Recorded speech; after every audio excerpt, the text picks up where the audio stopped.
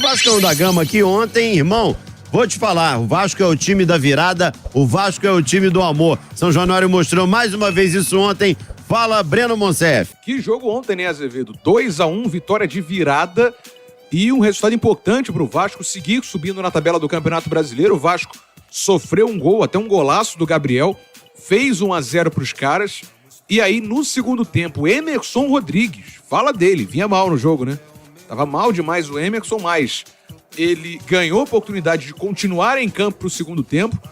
E até o Adson sentiu, mas tá bem, tá tudo ok com o Adson. Entrou o Ryan para a segunda etapa e o Emerson Rodrigues pegou uma bola no meio-campo, foi avançando, cortou a marcação do Thiago Heleno e fez um belo gol empatando o jogo. Teve um gol anulado do Hugo Moura, esse gol vale discussão, mas o gol do Hugo Moura foi anulado. Até um belo gol, né? Seria uma redenção pro Hugo Moura, depois do que ele fez no primeiro turno, fazer aquele gol ontem, que era o gol da virada, mas foi anulado. E aí o Verratti, com uma assistência espetacular do Leandrinho, cruzamento certeiro, Verratti de cabeça, virou o jogo já na reta final, fazendo aí o Vasco vencer mais uma no Brasileirão. Vamos ouvir então o Rafael Paiva, o técnico do Vasco, depois de mais essa vitória. A gente tem conversado muito sobre esse assunto, né? Porque se a gente pegar lá de trás, foram mais de 2 jogos que a gente sofreu gols dos 40 minutos pro final, né? E a gente internamente, entre os jogadores, a gente tá tentando buscar o que tá acontecendo, que a gente tem tomado esses gols, né? Mas isso a gente tem total clareza que tá acontecendo. E a gente conversou muito sobre isso. E hoje a postura a gente já viu completamente diferente. A postura deles de tentar jogar, de tentar manter, de ficar alto, pra gente parar de perder pontos importantes, que vão fazer muita diferença lá na frente, né? Então hoje a gente tá num G8 e poderíamos estar mais próximo ainda de uma Libertadores, cada vez mais longe de um Z4. E a gente tá tentando buscar essa evolução aí. Então tá aí o Rafael Paiva, Vasco chega a 4 jogos sem perder no Campeonato Brasileiro, 2 vitórias e 2 empates, significando que o Vasco vem numa sequência invicta, dando um salto na tabela, 8º colocado. O Vasco na tabela do Campeonato Brasileiro, 31 pontos, a 8 do 6º colocado, que é o Bahia, e a 9 do Z4, abrindo a zona de rebaixamento. Lembrando que o Vasco ainda tem um jogo a menos, contra o Cuiabá em casa. Sobre aquela confusão, o pessoal deve ter visto na internet vários vídeos, né?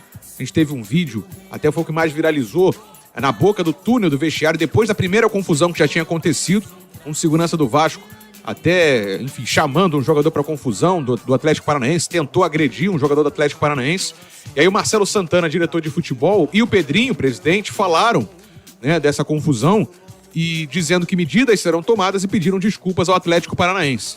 Até o Pedrinho citou a boa relação que há entre Vasco e Atlético e aí prometeu que medidas seriam tomadas e que segurança tem que estar lá para apartar e não para buscar a confusão, né?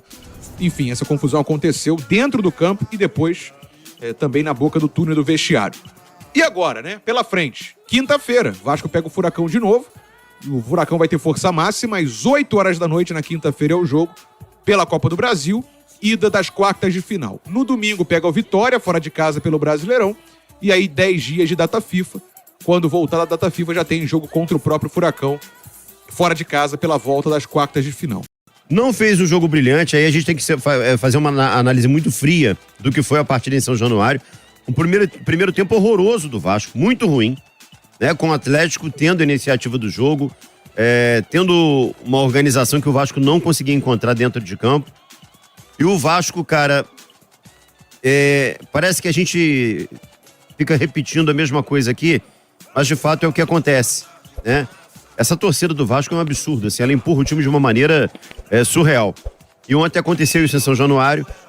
É claro que o Vasco conseguiu, no segundo tempo, o mínimo de... Não vou nem dizer organização, cara. O Vasco conseguiu realmente tirar forças ali daquele clima que a torcida coloca em São Januário para buscar esse empate e essa virada.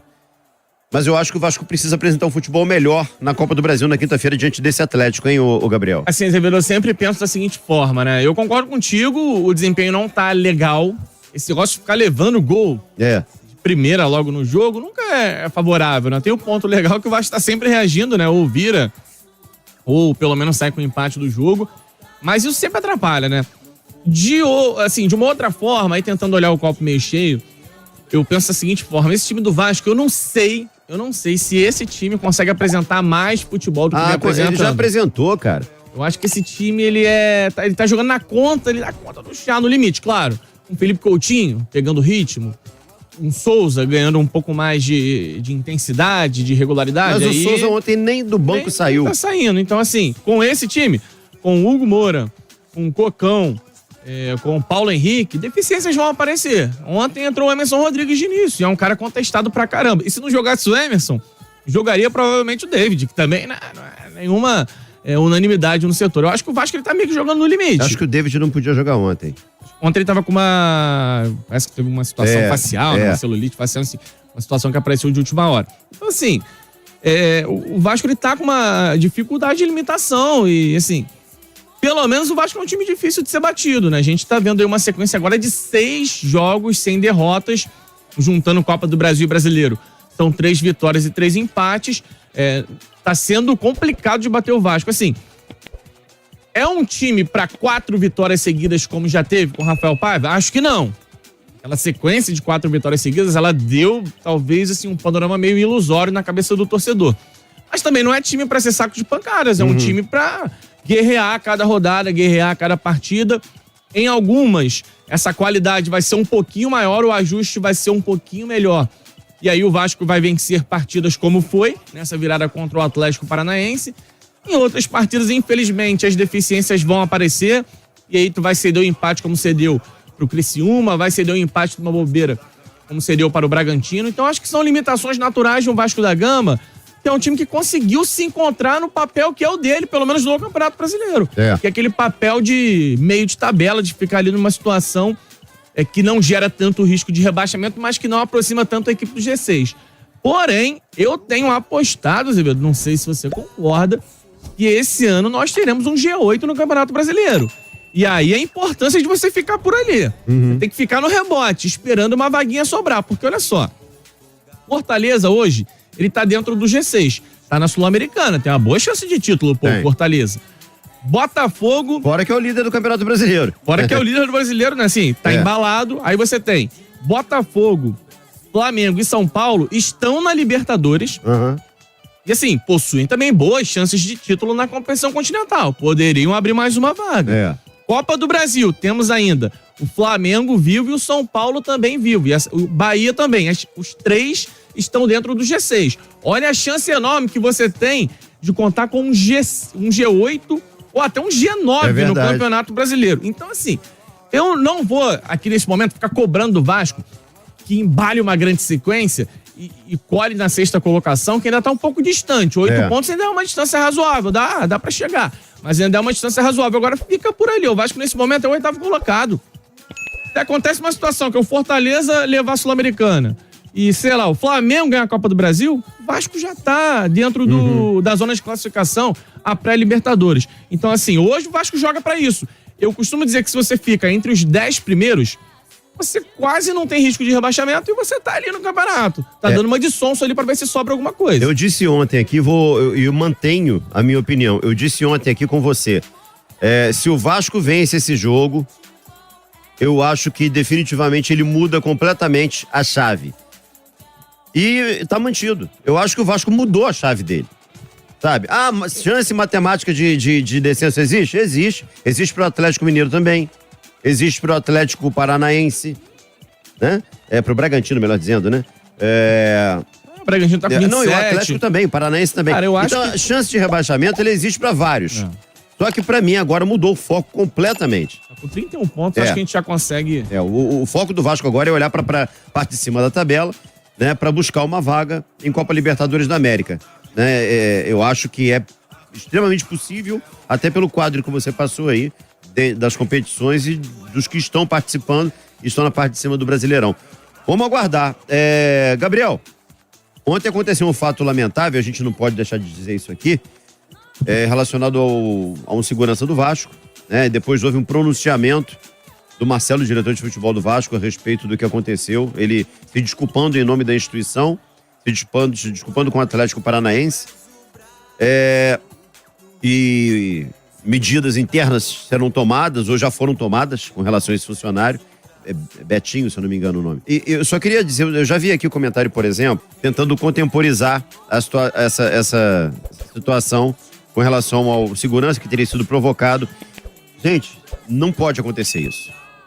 A gente não pode admitir que isso aconteça por várias situações. Uma é que o cara tá envergando o uniforme do Vasco, né? Então é uma instituição centenária que merece respeito e tem que se dar o respeito. Não dá pra gente admitir. Ah, foi provocado, irmão. É difícil? Mas ignora. Porque teve um agravante. Depois da confusão no campo, esse mesmo segurança se envolveu numa confusão na boca do túnel. E os dois times descem juntos. Por que eu tô dizendo isso? Cara, isso poderia ter consequências gravíssimas pro Vasco. Porque o estádio estava cheio. Se a torcida inflama, ainda bem que isso não aconteceu.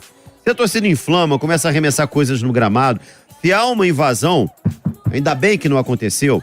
Olha o prejuízo que esse cara daria ao Vasco. Numa competição de reabilitação, de recuperação, que o Vasco tá muito bem, obrigado. Então, assim, realmente foi muito bem a diretoria do Vasco nesse pedido de desculpas e que realmente, cara, sejam tomadas providências para que isso não se repita, né, Gabriel? Vasco venceu o jogo, né? Então o ambiente no estádio era de festa. Era favorável. Imagina, né? Numa derrota, a gente tem um confronto de mata-mata, cara. As mesmas equipes se enfrentam quinta no mesmo lugar. Gente, o segurança, ele tá ali pra usar da força física pra apartar briga, não pra... Cara, aquela cena dele surreal, partindo pra cima... Jogador separando... Pô, que isso, cara? Aquela cena, a do túnel é grotesca. Ah, mas foi provocado. Pelo amor de Deus, o cara tem que ser treinado pra ter sangue frio e pra usar da habilidade dele na força física pra apartar a briga, não pra gerar mais confusão, né? Território hostil tem que ser com o Vasco dentro de campo, impondo seu futebol, apenas isso. Tá? Vamos parar com esse negócio de alimentar violência. Tá? Vamos parar com essa coisa, vai morrer e tal. Vamos parar com essa coisa de alimentar essa coisa desenfreada que pode descambar para um lado muito perigoso. Né? Então, e quem tem realmente amor pelo Vasco, torce pelo clube, cara, por favor, vá pelo caminho inverso. Alimentar a violência é um caminho extremamente danoso.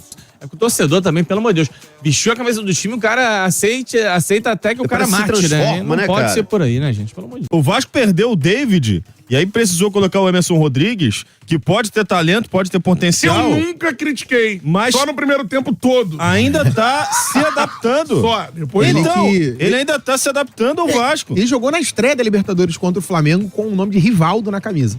É porque é o segundo nome dele, o nome dele é Emerson Rivaldo. Isso. O Vasco vai pra Libertadores da América porque vai virar G8. Com uma extensão da Libertadores, eu acho bem possível que o Vasco se classifique. Agora, se o Vasco terminar numa condição intermediária, conseguir uma vaga na Sul-Americana, terminar em 9º, 10º, já é uma excelente campanha. Não é pra ficar frustrado. Por conta de tudo que aconteceu essa temporada. O Vasco tinha um dono de uma SAF e essa empresa quase que faliu, né?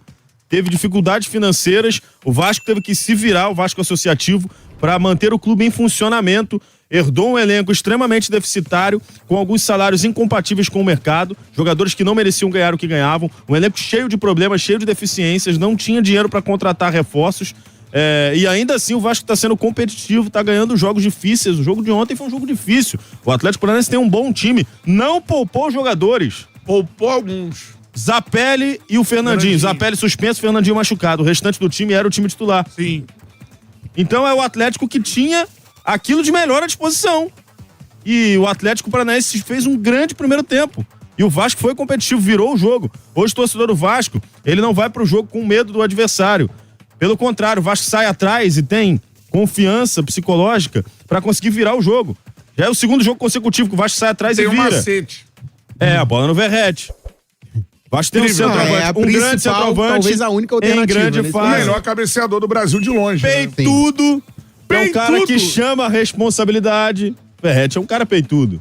Convicto, é um time muito mais seguro. Agora, falta talento, falta material humano para sonhar com algo melhor. Emerson Rivaldo Rodrigues Valoy, né? O Emerson Rodrigues, 24 anos de idade, colombiano, fez anteontem, inclusive 24 anos, e é tratado pela imprensa colombiana como uma promessa. Ontem fez o primeiro gol dele pelo Vasco. O início dele no Vasco não foi legal, o Emerson não teve boas atuações, debatemos várias vezes sobre isso, e ontem, inclusive, ele ia sair do jogo no intervalo. Não estava bem, no primeiro tempo ele errou tudo, praticamente. E ele só não saiu porque o Adson sentiu no intervalo e foi substituído. Nada grave. Mas assim, tudo conspirou. O destino foi implacável com Emerson Rodrigues. E o cara meteu um golaço no segundo tempo. Vamos ouvir Emerson Rodrigues. Bueno, primero darle gracias a Dios por el gol. Sabíamos que era un partido difícil. El primer tiempo fue un partido complicado. El segundo, hablamos, esos pequeños detalles que nos estaban haciendo falta, ajustarlo y salimos a ganar el partido y fue lo que hicimos. Encontramos el espacio y afortunadamente hicimos el gol. Hice el gol y el equipo pudo remontar y pudo ganar el partido, que era lo más importante. Mas faltava um pouco de calma em algumas decisões. Vamos ver se isso ajuda o Emerson Rodrigues. Ontem ele foi aplaudido demais, ovacionado em São Januário. Primeiro gol dele pelo Vasco. Sendo assim, ele não vai ser o cara que vai chegar e vai solucionar os problemas do Vasco de uma hora para outra. Pelo contrário, ele entrou numa furada danada. O David era o titular do time e o Emerson não tinha jogado com regularidade. Ele vem do futebol dos Estados Unidos, que está longe de ser um futebol com nível alto de exigência. E aí você tem que entender que ele não tem o costume de jogar no Brasil, ele está num lugar com outro idioma, com companheiros de equipe novos, com uma outra cultura. Então, mesmo que ele seja um craque de bola, a gente não sabe disso ainda, ele vai precisar de um tempo para se adaptar. Entrou numa fogueira. Entrou muito mal? Entrou. Por exemplo, no jogo contra o Atlético Mineiro, ele é um dos piores em campo. Mas é justificável. Vou dar um exemplo aqui. Quem é o melhor jogador hoje colombiano atuando no Brasil? John Arias. A primeira temporada do John Arias no Fluminense foi um desastre, pô. Você lembra da primeira temporada do Júnior Santos no Botafogo, a estreia dele? Um negócio magrinho, errando tudo, parecia um peladeiro. Horrível. O Jacaré. Você precisa dar um pouco de tempo pro cara se adaptar. Eu não tô dizendo que o Emerson Rodrigues tem o talento do John Arias não, tá, gente? Mas a partir do momento que você contrata um cara que vive uma outra realidade, vem de um outro país, um futebol totalmente diferente, você tem que ter paciência com ele. O grande problema é que o Vasco precisa tanto de um jogador para aquela posição que ele já chegou sendo a solução dos problemas. E aí ele fez um primeiro tempo realmente muito ruim. Aquele primeiro tempo te dá raiva, né? Tem uma jogada que ele faz pelo lado esquerdo, que ele tem 3 opções de passe dentro da área, que ele prefere a finalização, dá um peteleco, chuta em cima do Léo Link. Deu tanta raiva que todo mundo no estádio achou que ele ia sair no intervalo, principalmente quando o Ryan aparece pra entrar. E aí o Paiva é tudo. Eu tenho certeza que todos os torcedores do Vasco presentes em São Januário ou que estavam assistindo o jogo xingaram o Paiva de todos os nomes possíveis quando ele tira o Adson, mantém o Emerson Rodrigues. Seu interino! E coloca o Ryan. Interino é ofensa. Eu tenho certeza também que grande parte da torcida do Vasco xingou mentalmente o Emerson Rodrigues quando ele não tocou a bola pro Ryan. Que era o passe mais óbvio. Ele tá avançando em velocidade no lance do gol pela esquerda, do 2 contra 1. Ao invés dele tocar a bola pro Ryan, ele vai Thiago Heleno pro 1-1 contra o Thiago Heleno. Aí ele dá um corte. E justamente por ser muito grande, ele se desequilibra. Na balançada do Emerson Rodrigues. Na balançada. O Emerson Rodrigues balançou, o Thiago Heleno se assustou e caiu. No que ele caiu, ele girou e finalizou muito bem. Ele tava sendo vaiado com razão, porque tava jogando muito mal. Teve personalidade pra botar a bola embaixo do braço, num lance que era só um empate. O Vasco tava perdendo o jogo. E aí ele chama o Thiago Heleno pro drible, finaliza, ele resolve a jogada. Então me parece que ele tem potencial, sim. É uma jogada de qualidade, não é qualquer um que tem capacidade pra fazer um gol desse num contra-ataque como esse. Agora, repito, ele vai oscilar, é uma questão de adaptação. O cara tava nos Estados Unidos, é colombiano, não tem nenhum colombiano no elenco do Vasco. Mais perto disso é o Verrete argentino, que fala o mesmo idioma, que é o capitão do time. Hermano.